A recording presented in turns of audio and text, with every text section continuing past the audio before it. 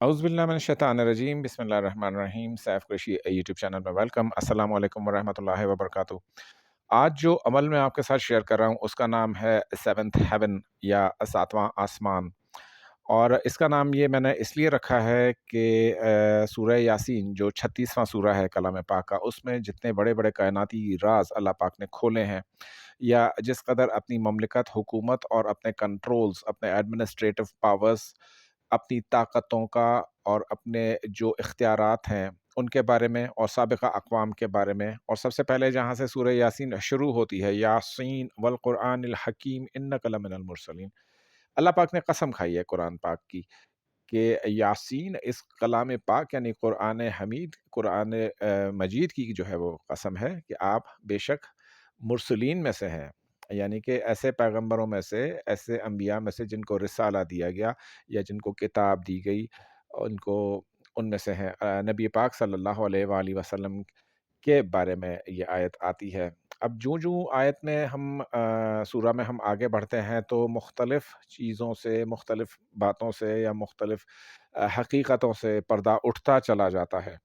اس میں اس عمل کا تعلق یوں ہے کہ جتنے براڈ میکینزمز کا ذکر کیا گیا ہے اللہ پاک کی طرف سے سورہ یاسین میں، یعنی کہ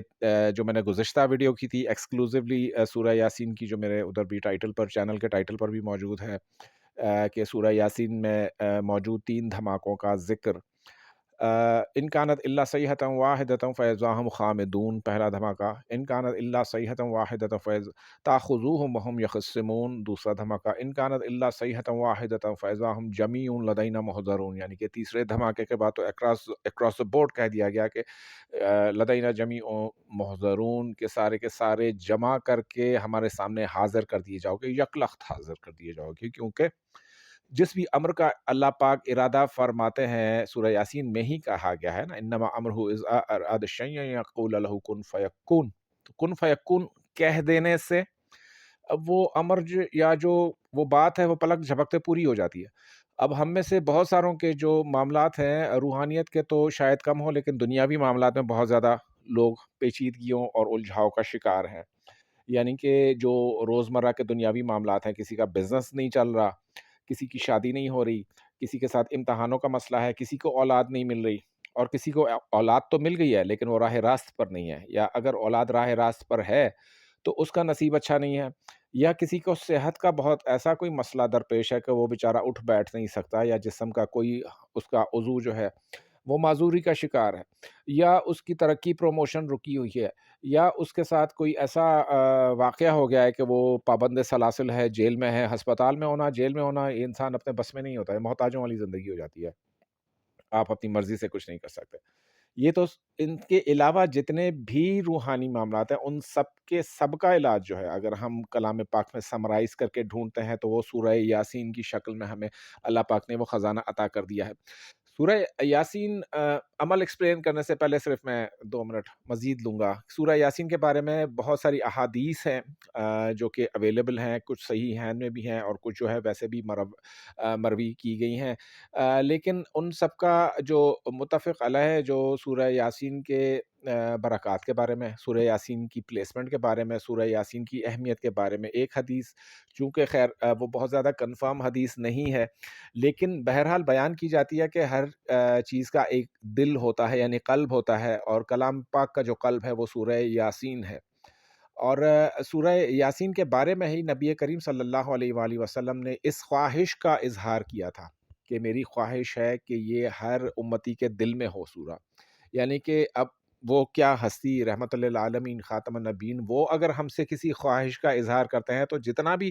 ورسٹ سے ورسٹ میری طرح کا ناقص العمل مسلمان بھی ہوگا تو اس بات پہ کان ضرور دھرے گا، یا اسے کان دھرنا چاہیے کہ یہ سورہ جو ہے وہ آپ کو حفظ ہونی چاہیے، اور یہی وہ سورہ ہے جو قیامت کے دن جب حساب و کتاب سے اللہ پاک فارغ ہوں گے تو نبی کریم صلی اللہ علیہ وآلہ وسلم اس سورہ کو پیش کریں گے، تلاوت خود فرمائیں گے۔ اسی سورہ کے بارے میں کہا گیا کہ اگر رات کو پڑھو گے تو صبح تک اگر موت آ جاتی ہے، یعنی کہ آپ کی روح جو ہے وہ اللہ پاک اپنے پاس روک لیتے ہیں نیند کی حالت میں، اور واپس آپ کا وقت آ گیا تو آپ کا شمار شہیدوں میں ہوگا،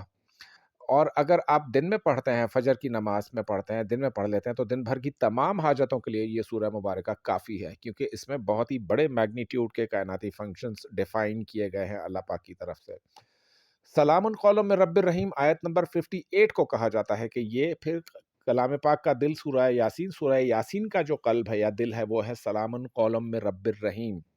آج میں نے مائک اس لیے ہاتھ میں پکڑا ہوا ہے کہ بہت سارے دوست کہتے ہیں کہ آپ کی آواز ٹھیک نہیں آتی، تو میرا کچھ اکوپمنٹ ہے جو کہ ابھی آنے والا ہے، تو اس کے بعد انشاءاللہ یہ مائک کا مسئلہ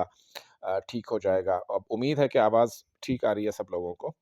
تو اب اس عمل کی طرف بڑھتے ہیں۔ وہ سارے لوگ جن کو روحانیت حاصل کرنے کا شوق ہے، ساتھ ساتھ دنیا بھی حاصل کرنے کا شوق ہے، یا دنیا ان کی مجبوری ہے حاصل کرنا، شوق ایک الگ ہوتا ہے، مجبوری ایک الگ ہوتی ہے۔ نیڈ ہماری سب کی پوری ہو جاتی ہے، 2 روٹیاں ہم کھا لیتے ہیں، 2 سے 3 کھا لیں گے، 4 کھا لیں گے، لیکن ہم 12-13 روٹیاں تو نہیں کھا سکتے۔ یہاں پر آ کر تقدیر کے معاملات آ جاتے ہیں۔ مطلب آپ کا اگر قد 5 فٹ 5 انچ ہے تو یہ آپ کی تقدیر ہے، یہ 5 فٹ 8 انچ یا 20 انچ نہیں ہو سکتا، 5 فٹ 6 فٹ 4 انچ نہیں ہو سکتا، تو یہاں پر تقدیر آ جاتی ہے، یہاں پر لمیٹیشنز آ جاتی ہے۔ لیکن سورہ یاسین اب وہ سورہ ہے کہ یہ ہر لمیٹیشنز کو کراس کر لیتا ہے۔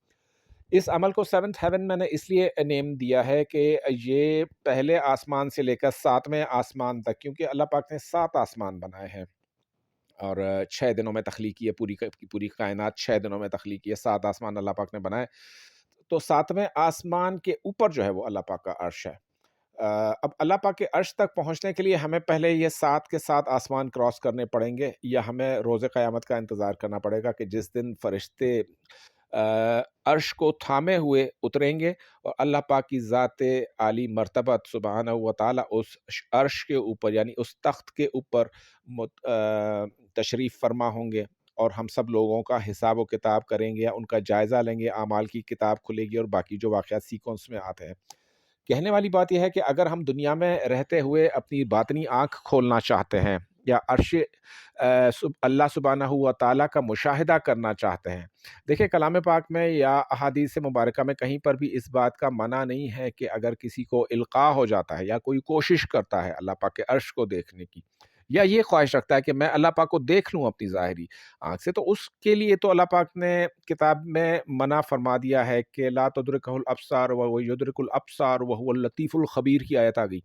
سورہ الانعام کی آیت ہے۔ تو ہماری ظاہری آنکھ میں وہ کیپیسٹی دی ہی نہیں گئی کہ وہ اللہ پاک کی ذات کا کھلی آنکھوں سے مشاہدہ کر سکیں، اس لیے موسیٰ علیہ السلام کو بھی جب ظاہری آنکھ سے زیارت ہوئی ہے تو وہ اللہ پاک نے درخت میں کی طرف متوجہ ہونے کو کہا کہ درخت کی طرف دیکھو اے موسیٰ میں اللہ ہوں، یعنی کہ جب انہوں نے درخت کی طرف جو ہے وہ نظر کی تو موسیٰ علیہ السلام جو ہے وہ اس تجلی کا، اس دیدار کا جو درخت میں حالانکہ ایک آڑ میں تھا، جو دیدار تھا، جو زیارت تھی وہ ایک آڑ میں تھی، لیکن پھر بھی اس کی تجلی کی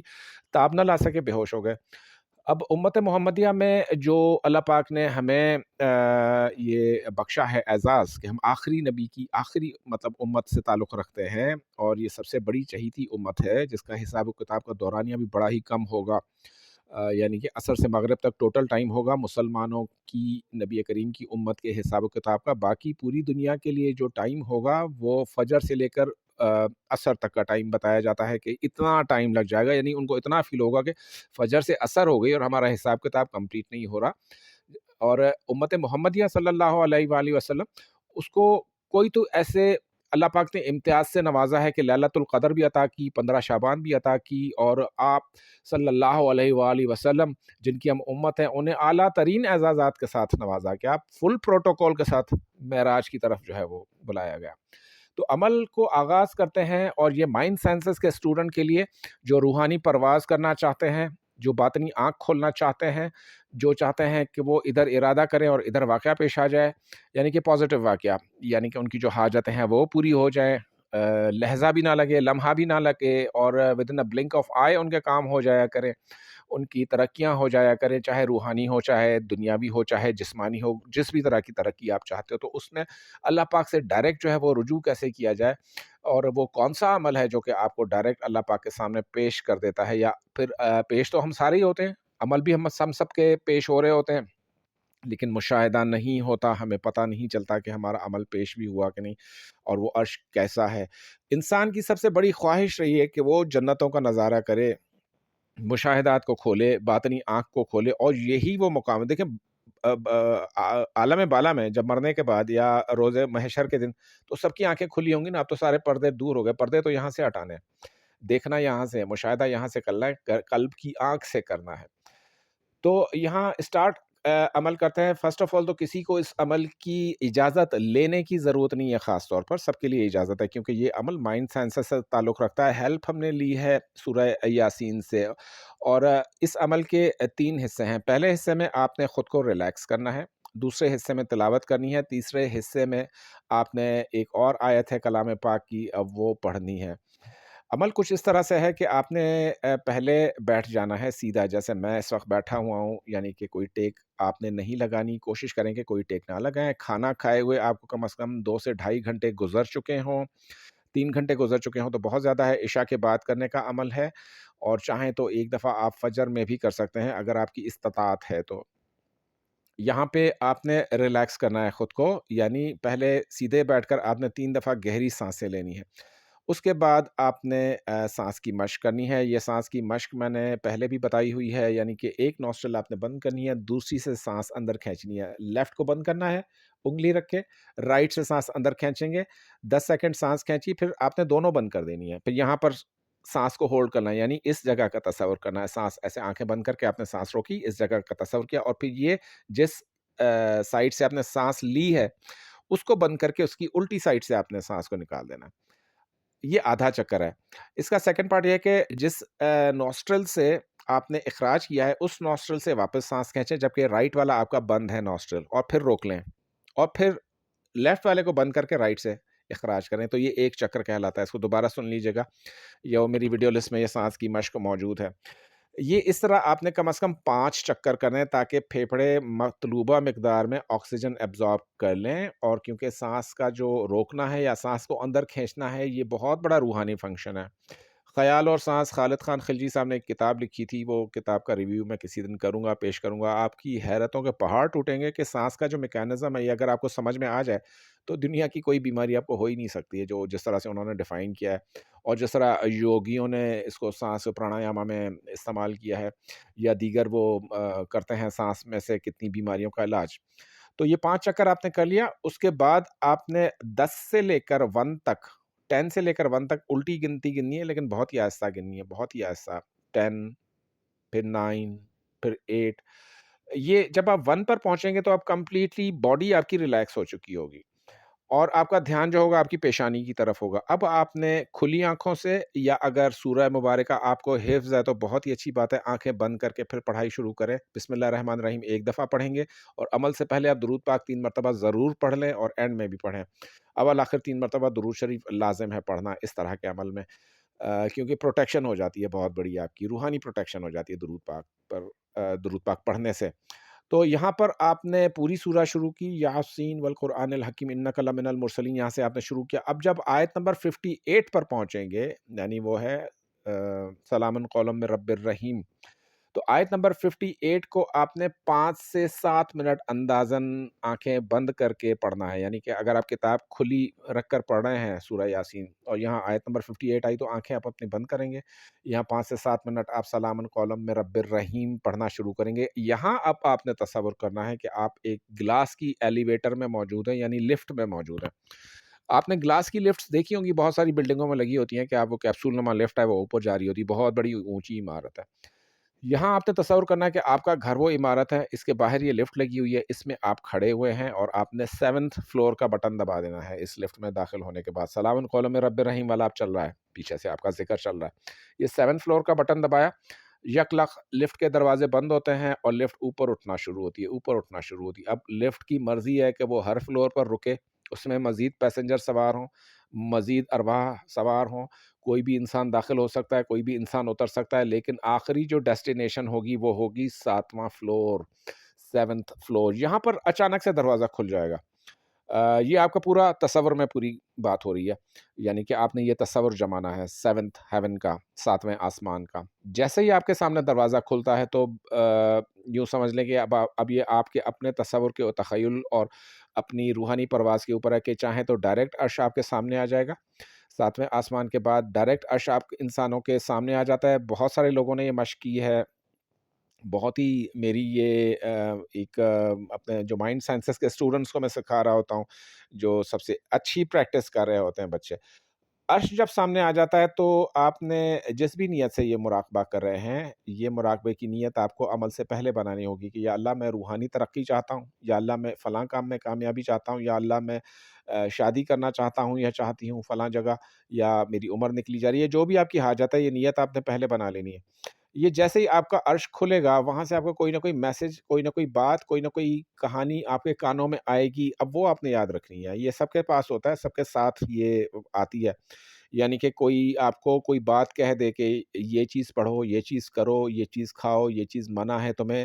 اور اس طریقے سے مطلب وہ آپ جانیں اور آپ کا یعنی کہ وہ جانیں جو روحانی پرواز کا سلسلہ ہے کہ آپ کو کیا کہا جاتا ہے۔ لیکن اس مشق میں جب سیونتھ ہیون یعنی کہ وہ ڈور کھلتا ہے 7ویں فلور کا، تو بعض لوگوں نے ڈائریکٹ عرش کا مشاہدہ کیا ہے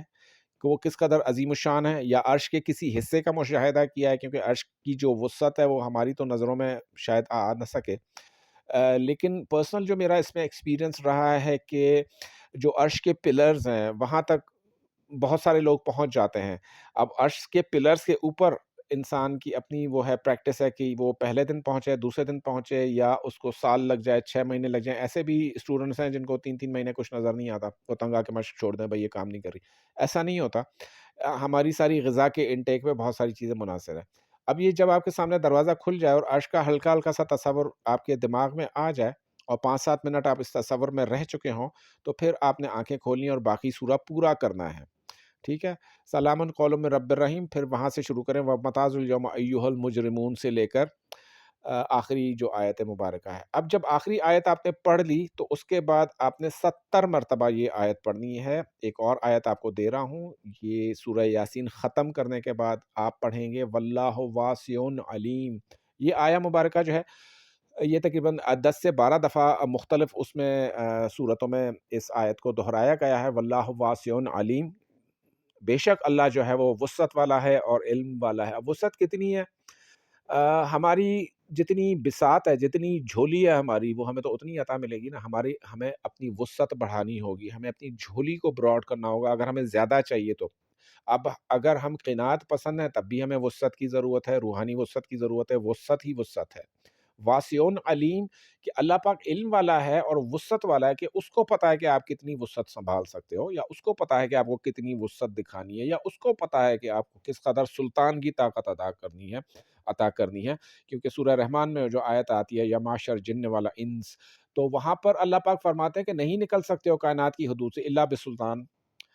تو یہاں پر جو کیفیت حاصل ہوگی آپ کو اس امر کے بعد، یعنی کہ سلطان کی جو طاقت ہے یہ آپ کو رفتہ رفتہ حاصل ہونا شروع ہو جائے گی۔